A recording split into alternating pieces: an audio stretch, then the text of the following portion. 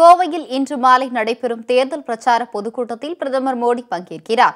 அவருடன் கூட்டணி கட்சி தலைவர்கள் பங்கேற்க ஏற்பாடு செய்யப்பட்டுள்ளது. மக்களவைத் தேர்தல் வரும் ஏப்ரல் 18ஆம் தேதி தமிழகம் மற்றும் புதுவையில் ஒரே கட்டமாக நடக்கிறது. இதனால் தேர்தலுக்கு இன்னும் 9 நாட்களே இருப்பதால் அரசியல் கட்சி தலைவர்கள் மற்றும் வேட்பாளர்கள் தீவிர பிரச்சாரத்தில் ஈடுபட்டு வருகிறார்கள்.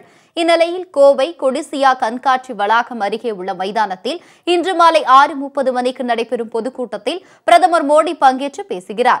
கோவை, நீலகிரி, பொள்ளாச்சி, திருப்பூர் ஆகிய 4 மக்களவை தொகுதி வேட்பாளர்களுக்கு ஆதரவு திரட்டுகிறார். இதற்காக பிரதமர் மோடி தனி விமானம் மூலம் இன்று மாலை 6:30 மணி அளவில் கோவை வருகிறார். தமிழக முதல்வர் மற்றும் முக்கிய பிரமுகர்கள் அவரை வரவேற்கின்றனர்.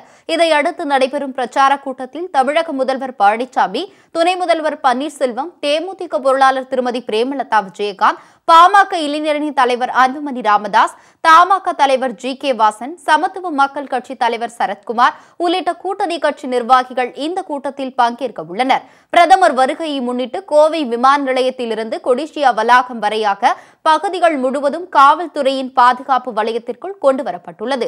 கோவை, திருப்பூர், ஈரோடு உட்பட பல்வேறு பகுதிகளைச் சேர்ந்த 3000க்கும் மேற்பட்ட போலீசார் பாதுகாப்பு பணியில் ஈடுபடுத்தப்பட்டுள்ளனர்.